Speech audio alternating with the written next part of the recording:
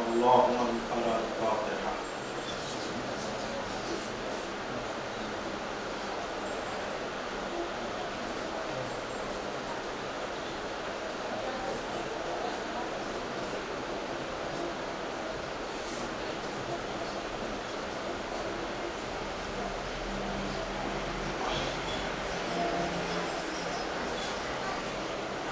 لا حول ولا قوة إلا بالله العلي العظيم. حسبنا الله ونعم الوكيل. نعم المولى ونعم النصير. بسم الله الرحمن الرحيم. الحمد لله رب العالمين والعاقبة للمتقين والجنة للمؤمنين والنار للكافرين والعاصين والمعتدين. والصلاة والسلام على أشرف الأنبياء والمرسلين خاتم النبيين حبيب إله العالمين مولانا ومقتدانا أبي القاسم محمد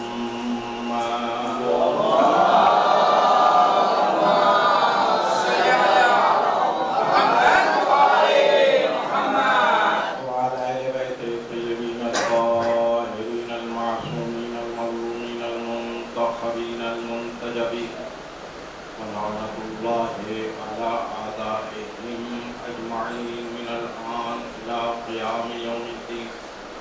أما بعد فقد قال الله سبحانه تبارك وتعالى في كتابه الكريم وهو أصدق القائلين وقوله الحق.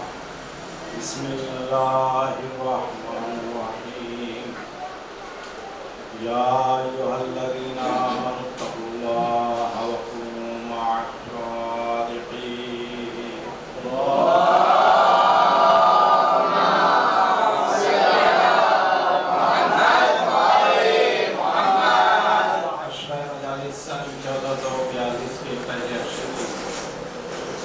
ہمارے آپ کے درمیان بھی یہ آخری رکوع ہے.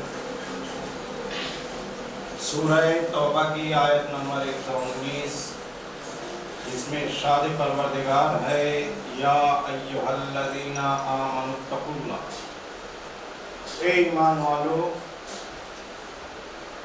تقوی الہی اختیار کرو.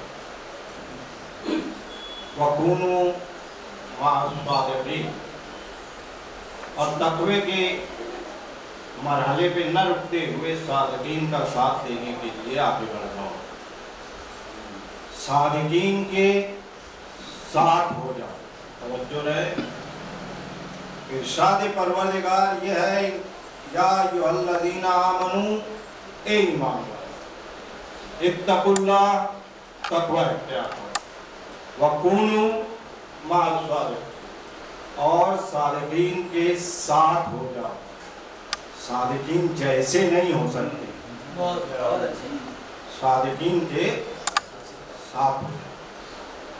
یعنی تقوی بڑھاتے چلے جاؤ اور صادقین کے ساتھ ہو جاؤ. ذرا سا آپ حضرات غور کریں. ایمان کے بعد جو تقوی ہے, میں نے مسلسل عرض کرنے کی کوشش کیا کہ ایمان کسی چیز پر یقین کرنے کا نام ہے اور اس یقین کے مطابق عمل کا نام تقوی پرہیزگاری ہے. اور اس کے بعد منزل صادقین کی ہے. جب تقوی کے بعد صادقین کے ساتھ ہونا ہے تو اس کا مطلب یہ ہوا کہ جو غیر متقی ہوگا وہ صادقین کے ساتھ بھی نہیں ہو سکتا, برابر ہونے کا دعویٰ ہی غلط ہے. सादिकीन के बराबर होने का दावा ये कोई बेवकूफ ही कर सकता है, पढ़ा लिखा नहीं कर सकता। हम उनके बराबर, जरा गौर करें आप, अल्लाह का इरशाद सूरह बकरा में आयत मौजूद, वत्तकुल्लाह वयुअल्लिमुकुमुल्लाह, तुम तक़वा इलाही इख्तियार करो, नतीजे में खुदा तुम्हें आलिम कर देगा।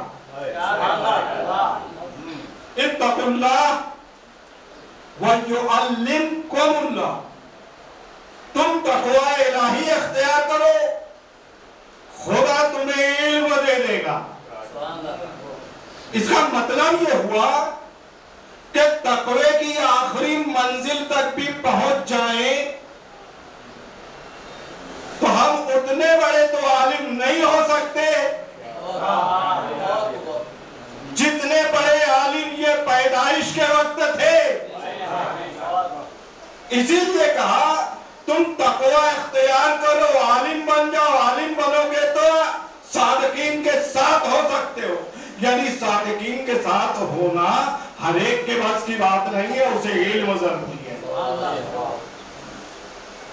दूसरी अहम बात जो मैं अर्ज करता रहा अब तक, ईमान किसी चीज को मानने का नाम है, उस पर यकीन रखने का नाम है, लेकिन किसी भी चीज को मान लेना ईमान नहीं है। ये क्या है मेरा? मैं इन बच्चों के लिए मिसाल देता चलूं। साहब, अगर कोई शेर को बिल्ला समझे और यकीन कर ले, कोई बिल्ले को शेर समझे, या पलट के कहूंगा जैसा आमतौर पे लोग समझते हैं, गधे को शेर समझ ले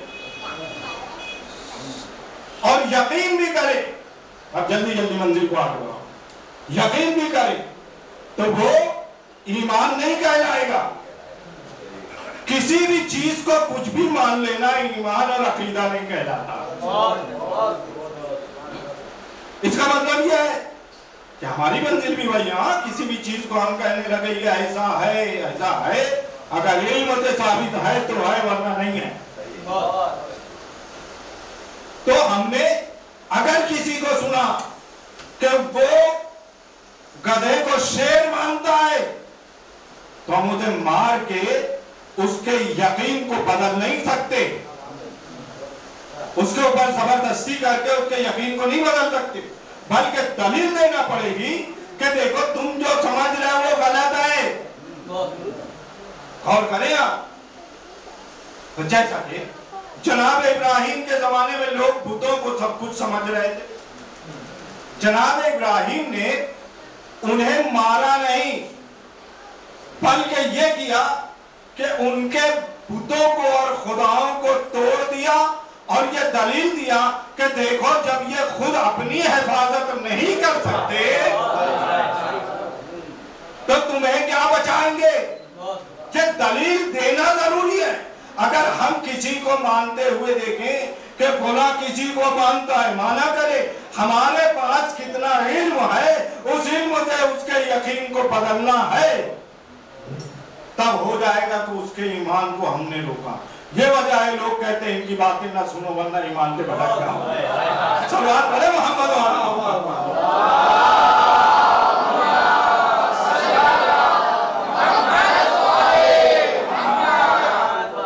किसी भी चीज को मान लेना ईमान नहीं है अजीजों। अल्लाह जैसा है वैसा मानना ईमान है। उसे इल्म से समझे उसके बाद माने, वो ईमान है। जो बुजुर्ग हजरात हम जानते हैं, इन बच्चों के लिए मैं आगे बोलकर आगे बढ़ जाऊं। कुछ लोग ये कहते हैं कि अल्लाह का हाथ पैर है और इतना बड़ा हाथ पैर है कि वो जिस कुर्सी या तख्तों पे बैठा है वो कुर्सी चरचराती है। तो साहब ये उनका ईमान है, हम नहीं कह सकते कुछ, ये उनका यकीन है।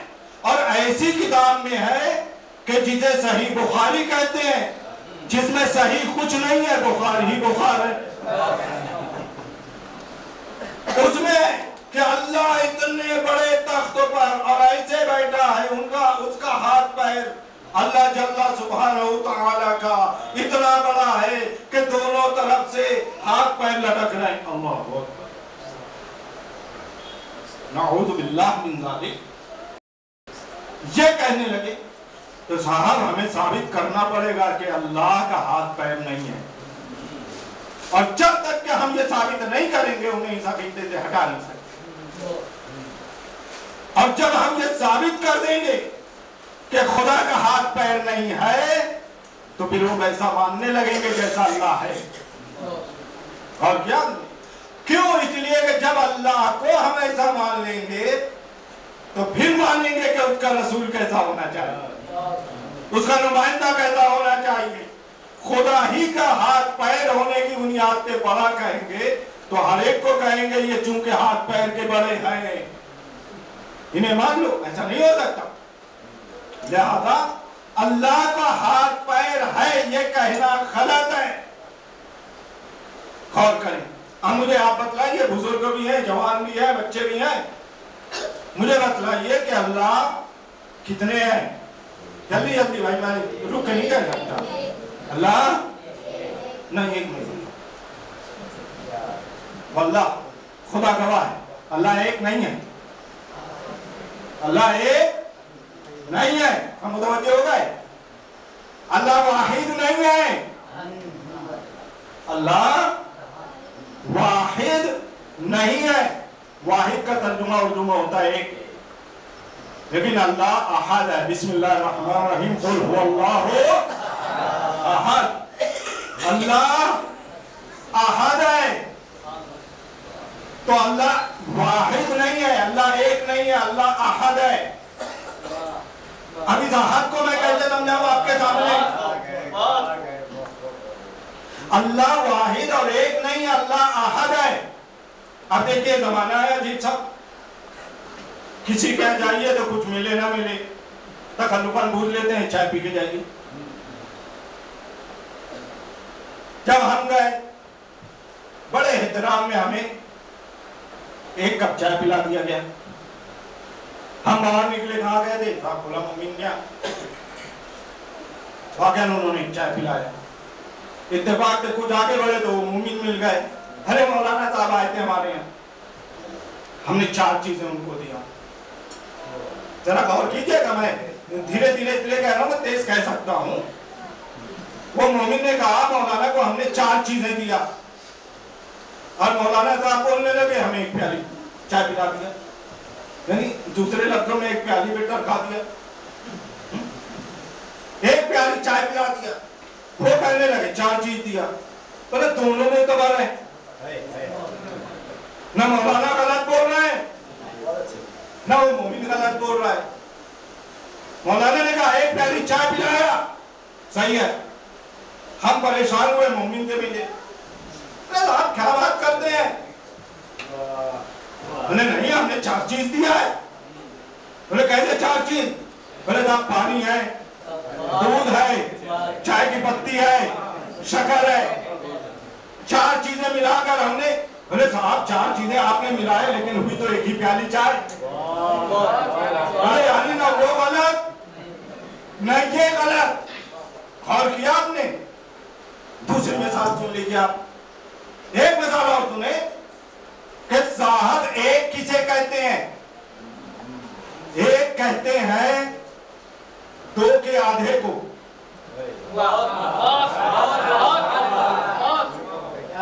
ایک کہتے ہیں 2 کے آدھے کو، یا ادھر سے چلیں 2 آدھے کو ملا کر ایک بنتا ہے۔ تو اگر اللہ کو کہیں گے ایک تو غلط ہے، اس لیے کہ یا تو وہ 2 کا آدھا ہے یا 2 آدھے کا ایک ہے، نہ ایسا ایک ہے نہ چائے کی طرح ایک ہے، نہ ایسا کی طرح ایک ہے. یعنی اب آپ سمجھے صفات سلبیہ کسے کہتے ہیں؟ وہ مرکب نہیں ہے، یعنی مل کے نہیں بنا، وہ ٹوٹتا نہیں ہے، یعنی نہ تو آدھے آدھے مل کر ایک ہے، نہ کئی چیزوں کے مجموعے سے خدا ایک ہے. وہ احد ہے. احد ہے یعنی نہ مل کے بنا ہے نہ ٹوٹ سکتا ہے. تو جو نہ ٹوٹے نہ مل کے بنے اسے احد خدا کہا جاتا ہے. اگر کوئی کہے جسم ہے تو جسم نہ کوئی چیز سے تو بنا ہے، تو جسم ہے نہیں اس لیے کہ احد ہے. اور کیا ہم نے خدا احد ہے، خدا واحد نہیں ہے. خدا جب احد ہے تو وہ ٹوٹے گا نہیں. اب آگے بڑھوں. خدا احد ہے یعنی ٹوٹے گا نہیں، اور جو نہ ٹوٹے اسے احد کہتے ہیں، خدا کہتے ہیں. لیکن جو ٹوٹ جائے وہ خدا نہیں ہوتا. جو ٹوٹ جائے وہ خدا نہیں ہوتا. آئیے رسول نے فرمایا اول ما خلق اللہ نوری. اللہ نے سب سے پہلے میرے نور کو پیدا کیا، اور جیسے کا میرے نور کو پیدا کیا ویسے کا انا ولی من نور واحد. میں اور علی ایک ہی نور کے دو حصے ہیں، تو جو ٹوٹ جائے وہ مخلوق ہے، خدا نہیں. اب اگر کوئی کہتا ہے علی خدا ہے تو حقیقت میں اس نے خدا کو سمجھا ہی نہیں. چلو آتا ہوں محمد والے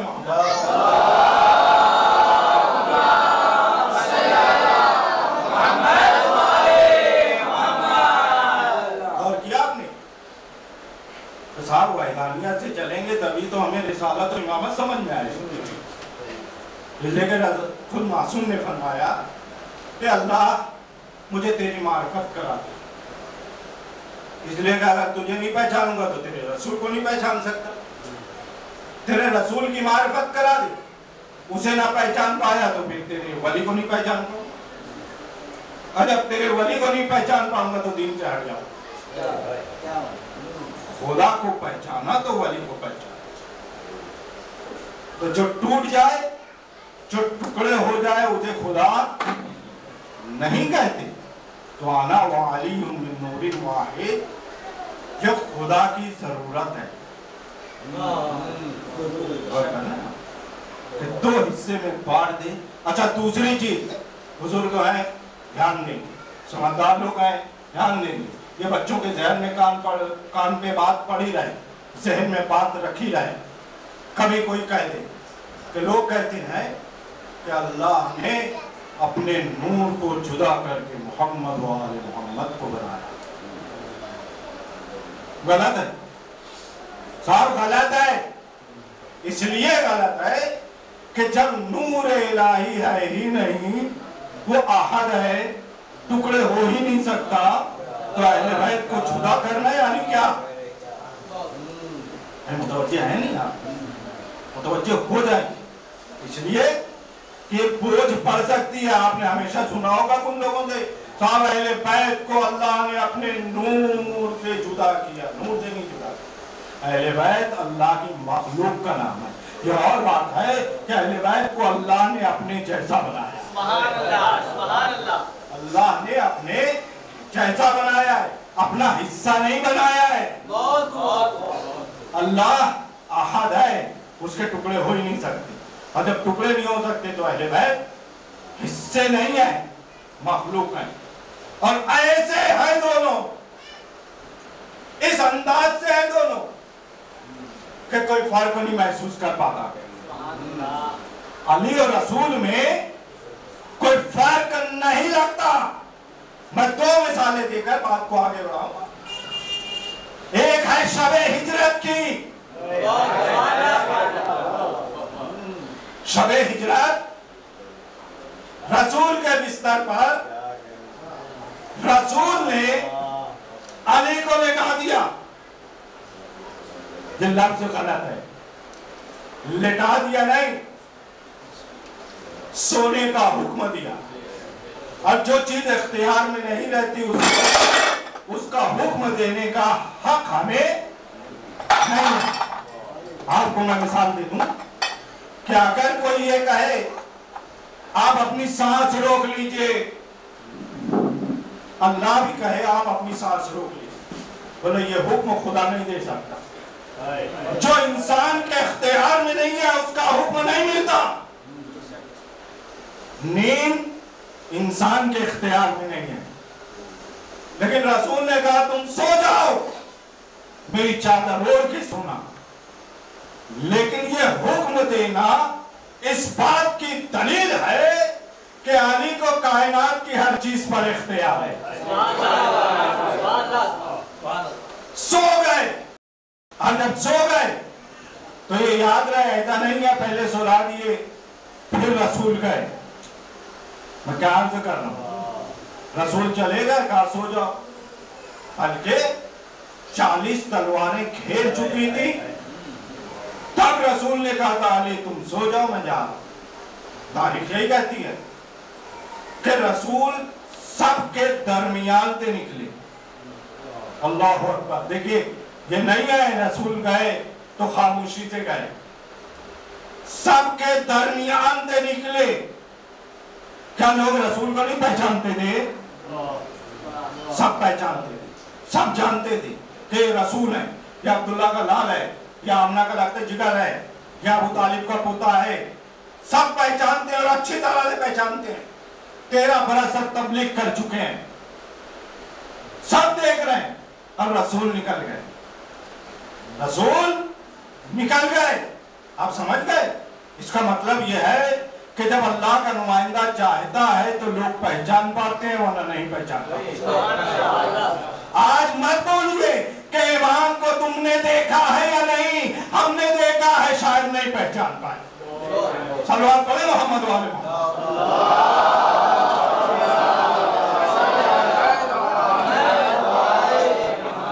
رسول نکل گئے. لوگ علی کو رسول سمجھتے رہے. کیوں؟ اس لیے کہ ایک نور کے 2 حصے، ایک نور کے 2 حصے نہیں پہچان پائے. بولے کافر تھے نہیں پہچان پائے. اور حقیقت ہے کون پہچان پائے گا سوائے خدا کے اور رسول کے. کافر تھے نہیں پہچان پائے. لیکن ہم نے تاریخ میں دوسرا واقعہ دیکھ لیا کہ جب ان نور کے حصوں کو خدا نے حکم دیا چادر کے نیچے آ گئے تو اب کوئی اور نہیں. جبریل بھی نہ پہچان پائے، اور شاید پہچان لیے ہوں لیکن وہ چاہتے ہوں کہ ہمیں ان کا تذکرہ خدا کی زبان سے سننا. اللہ پڑھے محمد والے.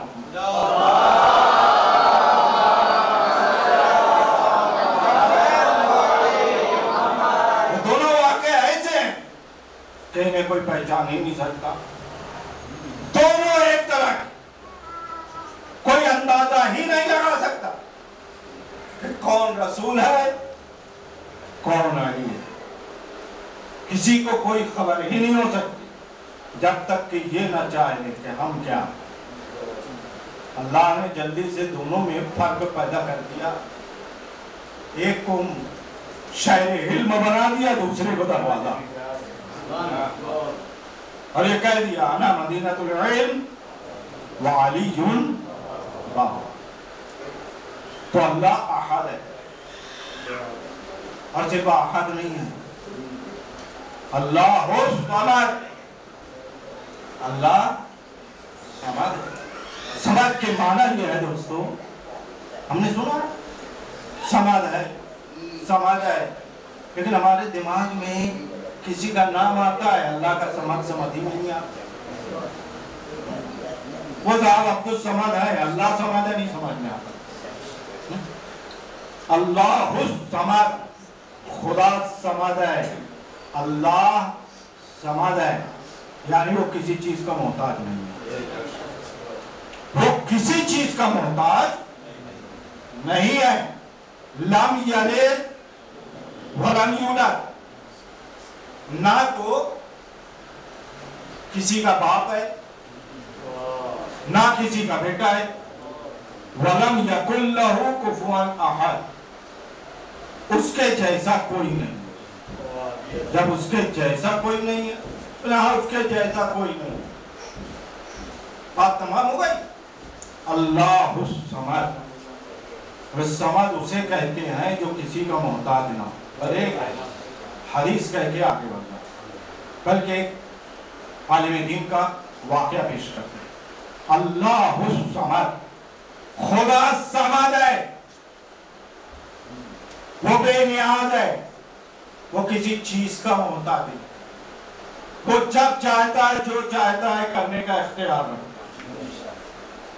ہمارے لیے بھی, کائنات کی ایک ایک چیز کے لیے بھی جیسا ہو رہا ہے بہتر ہو رہا ہے. اللہ الصمد, وہ بے نیاز. اب جب اس نے اپنے نمائندوں کو پیدا کیا تو ان میں یہ تو خوبی دے گا ہی کہ وہ کسی کے محتاج نہ ہو, وہ کسی کے محتاج نہ ہو, اور وہی دلیل بن جائے کہ وہ اللہ کے نمائندے. اور کیا علامہ جلال الدین سیوطی, بہت بڑے عالم دین گزرے, نام آپ نے سنا ہوگا.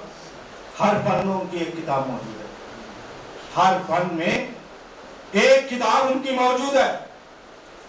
گرامر ہو کہ تاریخ ہو کہ تفسیر ہو, ہر فن میں, حدیث میں بھی مفسر بھی ہیں, محدث بھی ہیں, مورخ بھی ہیں. علامہ جلال الدین سیوطی سے کسی نے آگے پوچھا, صاحب علی کے بارے میں کیا خیال ہے؟ علی کے بارے میں, اس کا مطلب آپ سمجھ گئے کہ وہ ادھر والے نہیں ہیں. علی کے بارے میں کیا خیال ہے؟ فرماتے ہیں, میں کیا کہوں, استغناءہ. بہت بڑے فلسفے کی بھی کتابیں موجود ہیں ان کی.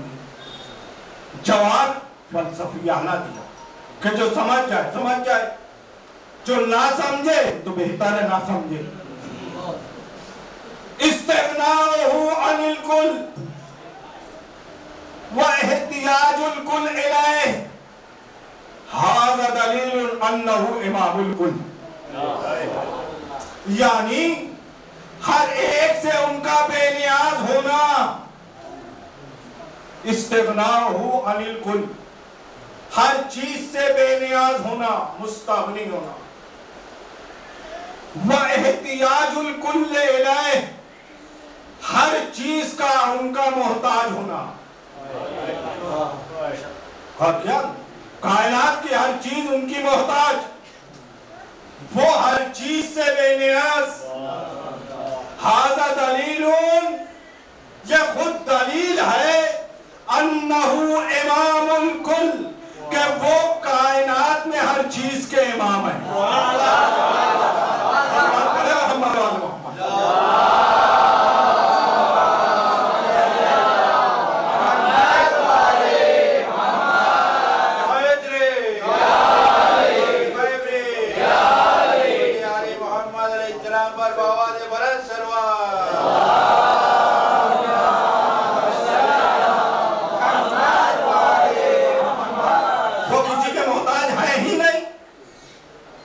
کائنات میں ہر ایک کو دیکھا کہ ان کا محتاج ہے.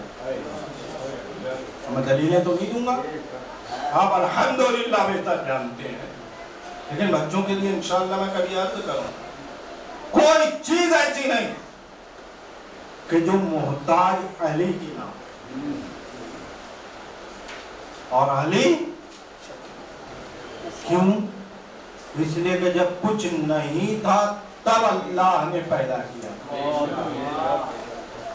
اور یہ کہا رسول نے, اول ما خلق اللہ نوری, سب سے پہلے میرا نور, وَأَنَا وَعَلِيٌّ. کتنی دیر میں جدا کیا ہے یہ کوئی نہیں جانتا. اگر ایک اکیلا چھوڑ دے نور کو تو وہ بھی واحد، وہ بھی احد، اور یہ بھی واحد ہو کے رہ جائے تو کیسے سمجھیں گے آپ؟ لہذا اللہ نے فوراً جدا اور کائنات میں دونوں کا ایک ساتھ دیا، نہ وہ محتاج نہ وہ محتاج۔ ہمیں نہیں ملتا کہ رسول بھی کبھی کسی کو اپنی ضرورت کے وقت پکارے ہوں۔ آپ تاریخ اٹھا کے دیکھیے، رسول نے کہا صاحب آپ آئیے میری مدد کو آئیے، یہ تو کہنے کی باتیں ہیں کہ رسول ساتھ میں لے کر گئے، غار تک گئے، رسول نے نہیں بلایا تھا کیونکہ رسول محتاج ہے ہی نہیں، رسول محتاج نہیں ہے۔ علی کو بستر پہ اس لیے سلایا کہ دونوں ساتھ ساتھ تھے، کبھی ان کو ان کی ضرورت، کبھی ان کو ان کی ضرورت، اور ہمیشہ پوری تاریخ اسلام اسی چیز کی خبر ہے۔ کیوں؟ رسول نے اگر زحمتیں اٹھائی ہیں تو علی نے سہارا دیا، رسول نے مصیبتیں اٹھائی ہیں تو آل رسول ہمیشہ ساتھ ساتھ۔ رسول اگر دین اسلام کی تبلیغ کے لیے سب کچھ دے رہے ہیں تو نام رسول کا ہے، لیکن دینے والا تو یا علی ہے یا اولاد علی ہے۔ میں دیکھا ہے رسول کے دین کے لیے علی اور علی نے دیا، اس لیے کہ دین کی حفاظت ان کی ذمہ داری تھی، اللہ نے ان کے ساتھ ہونے کے لیے کہا ہے کونوا صادقین۔ تو حقیقت میں سچے اور نیتوں کے پاک اگر کوئی ہے تو یہی، ان کے علاوہ کوئی ہے۔ یہ اور بات ہے کہ 14 معصوم کے علاوہ اگر گھر میں ہم دیکھیں تو چونکہ قرآن آ رہا تھا، دیکھیں میں کیا عرض کرتا ہوں، قرآن آ رہا تھا، رسول کی زبان کے حدیثیں نکل رہی تھی، کبھی اعمال دیکھے جا رہے تھے علی کے، کبھی اعمال دیکھے جا رہے تھے رسول کے، کبھی امام حسن کے اعمال دیکھے جا رہے تھے، کبھی امام حسین کے اعمال دیکھے جا رہے تھے، کبھی جناب سیدہ کے اعمال دیکھے جا رہے تھے۔ انہیں تو ہم معصوم کہتے ہیں اور ہیں، لیکن جنہیں ہم ایسا معصوم نہیں مانتے جیسا 14 معصوم، ان لوگوں میں سے ایک ذات نے جب دیکھنا شروع کیا تو رسول کی زبان سے نکلی ہوئی آیات کو بھی سنا، حدیثوں کو بھی سنا، اپنی مادر گرامی کے اعمال کو بھی دیکھا، اپنے بھائی کی گفتگو بھی سنا، اعمال بھی دیکھے، وہ علم فالی ہو گئی کہ جنہیں عالمہ غیر معلمہ کہا جاتا ہے۔ اسی کو کہتے ہیں اگر ہم ماحول بہتر کر لیں تو بغیر سکھائے ہوئے بھی بہت کچھ سیکھا جا سکتا ہے۔ صلوات پڑھیں محمد والے۔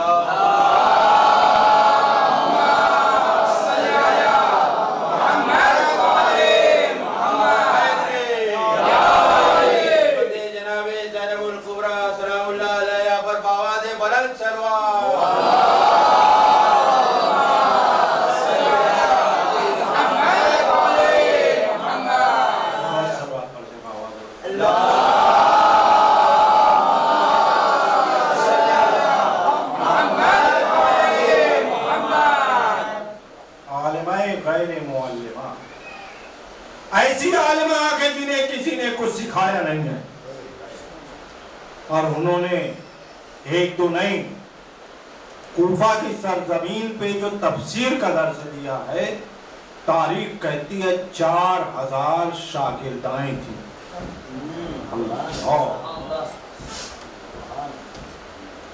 جو چھٹے امام جعفر صادق علیہ السلام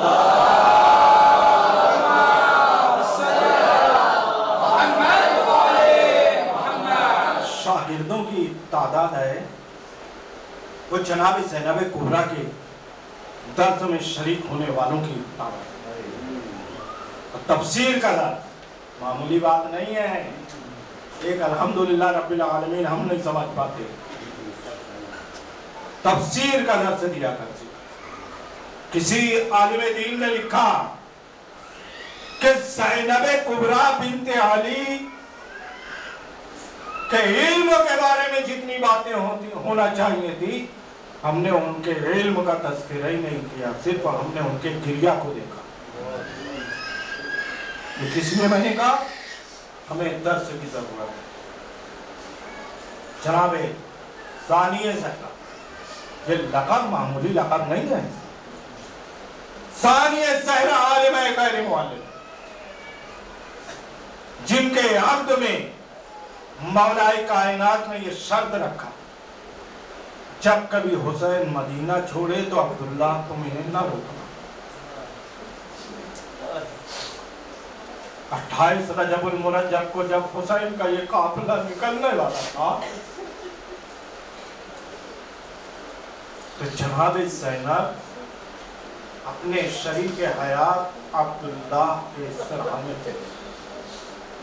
جناب عبداللہ 70 برس کے بیمار ہوئے، جناب عبداللہ کے سرحانے جا کے بیٹھے، نہیں کمزور، آنکھ کھلی کہ شہزادی آج چہرے کا رنگ بدلا ہوا ہے۔ میرے سرتاج آپ کو معلوم ہے میرا مایا حسین مدینہ چھوڑ رہا ہے۔ یہاں مجھے معلوم ہے، میں آپ کو معلوم ہے کہ میں بھیا کے ساتھ ہی رہنا چاہوں گا۔ شہزادی مولا نے عقد میں یہ شرط لگایا تھا کہ جب حسین جانے لگے تو زینب ساتھ جائے، جاؤ خدا حافظ۔ روایت کہتی ہے کہ جناب زینب اپنے دونوں نونہالوں کو لے کر حسین تک آ گئی، کہا بھیا اجازت مل گئی، اجازت مل گئی، قافلہ روانہ ہو۔ ایک روایت میں یہ ہے کہ قافلہ جب چلا ہے، مقتل کہتا ہے کہ کسی نے آواز دیا حسین رکو، عبداللہ آ رہے ہیں ملاقات کے۔ جب عبداللہ آ گئے، آواز دیا زینب میں کچھ باتیں کرنا چاہتا ہوں۔ جناب زینب نے دل کو تھاما، بولے اگر روکنا چاہیں گے تو میں کیا کروں؟ محفل تو اتری، قریب گئی کہ زینب یہ عون ہے، یہ محمد ہے، میری شریک حیات، اگر کوئی مشکل آ جائے تو ایک کو میری طرف سے اور ایک کو اپنی طرف سے حسین پر قربان کر دینا۔ اور محمد کو ساتھ لیا، قافلہ چلا، مکہ پہنچا، مکہ سے کوفہ کی سمت چلا، کوفہ سے ہٹ کے کربلا پہنچ گیا۔ وقت گزرتا رہا غدارو اور شب عاشور آ گئی۔ حسین خیموں کے گرد گھوم رہے تھے کہ ایک خیمے کے پاس جب پہنچے تو دیکھا اور محمد سامنے بیٹھے ہیں اور بہن زینب کچھ کہہ رہی ہے، ذرا کان لگا دیا تو میں سنا، انہوں نے حسین نے سنا کہ بہن کہہ رہی ہے میرے لاڈلو دیکھو کل قربان گاہ ہے، کل جنگ کا میدان گرم ہوگا، کل شہادتیں ہونے والی ہیں، میرے لاڈلو دیکھو حسین کے بچوں سے پہلے اپنے آپ کو قربان کر دینا۔ کہا ماں کل ماموں سے اجازت تو دلوا دیجیے گا، تب دیکھیے گا کہ ہم کیا نام روشن کرتے ہیں۔ دادا کا بھی اور نانا کا بھی باتیں ہو رہی تھی۔ حسین یہ یاد رہے، حسین اپنا سب کچھ قربان کر سکتے ہیں، لیکن یہ کیسے ممکن ہے کہ بہن کی نشانیاں، بھائی کی نشانیاں، صبح عاشور، مسلسل شہادتیں، اور ادھر اور محمد حسین کے پاس آتے رہے، ماموں اب ہمیں بھی مرنے کی اجازت دے دیں۔ اور حسین ایک بات کہتے رہے، میرے لاڈلو جاؤ، تمہارے لیے ابھی اجازت نہیں ہے۔ آپ ذرا سوچیں، میں ایک جملہ مسائل کے درمیان کہنا چاہتا ہوں۔ یہ حسین ہیں جو شہادت سے روک رہے ہیں۔ معلوم ہے ہر ایک کو شہید ہونا ہے، معلوم ہے آج کوئی بچنے والا نہیں ہے، لیکن اور محمد کو رخصت کیا۔ جاؤ جاؤ، ابھی اجازت نہیں ہے۔ کیوں؟ اس لیے کہ حسین کو معلوم ہے ایک ایک شہید کا، شہادت کا ایک ایک وقت معلوم ہے، کسے کب اجازت دی جائے۔ کون محمد جاؤ خدا۔ پھر واپس خیمے میں آئے، دیکھتے رہے۔ زینب نے دیکھا، کہا بچہ تم نہیں گئے؟ کہا اماں ماموں نے اجازت نہیں دیا۔ کئی مرتبہ جب واپس آ گئے تو زینب کبریٰ نے اور محمد کا ہاتھ پکڑا، ایک کو دائیں ہاتھ ایک کو بائیں ہاتھ میں پکڑ کے لے کر حسین کی طرف چلی۔ کہتے حسین نے دیکھا، آنکھوں میں آنسو تھے، رک نہ پائے، سمجھ گئے کہ اب روکنا ناممکن ہے، اب روکنا ناممکن ہے۔ آواز دیا بھیا اس بہن کے ہدیے کو رد نہ کرنا، اس بہن کے ہدیے کو رد نہ کرنا۔ آواز دیا اے بہن، ارے ان کا والی و وارث عبداللہ مدینہ میں ہے۔ کہا بھیا عبداللہ نے میرے حوالے کیا تھا۔ جیسے یہ سنا تیار کیا اور محمد کو رخصت کیا، اور محمد کو رخصت کیا۔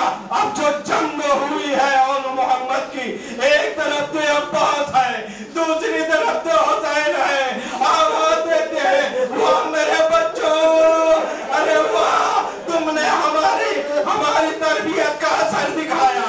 ادھر عباس کہتے ہیں، ادھر حسین کہتے ہیں کہ آواز آئی ماموں ہمارا سلام، اور گرے محمد گرے، ادھر دے حسین ادھر دے عباس۔ لیکن روایت مقتل یہ کہتا ہے کہ حسین نے ایک کو دائیں ہاتھ سے ایک کو بائیں ہاتھ سے لے کے چلنے لگے۔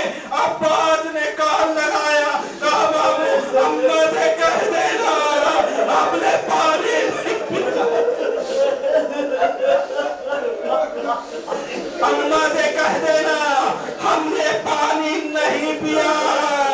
اور محمد کے لاشیں خیمے تک آ گئے، بیویاں پریشان۔ بیویوں نے دیکھا تھا جب بھی کوئی لاش آیا پہلے زینب آتی تھی، پہلے زینب آتی تھی، ماتم کرتی تھی، گریہ کرتی تھی۔ ہر لاشے پر پہلے زینب کا بیان ہوتا تھا، لیکن دیکھا زینب نہیں آئے۔ بیویوں نے کہا ارے کچھ بھی ہو ماں ہے، کچھ بھی ہو ماں ہے، شاید خیمے میں بے ہوش ہوگی۔ بیوی ام کلثوم اور رباب خیمے میں گئے کہ شہزادی کو سہارا دے کر لے کر آئے، لیکن دیکھا شہزادی سجدے میں سر آواز دے رہی ہے اے میرے مالک، اے میرے معبود، میری قربانیوں کو قبول فرمانا۔ ربنا تقبل منا انک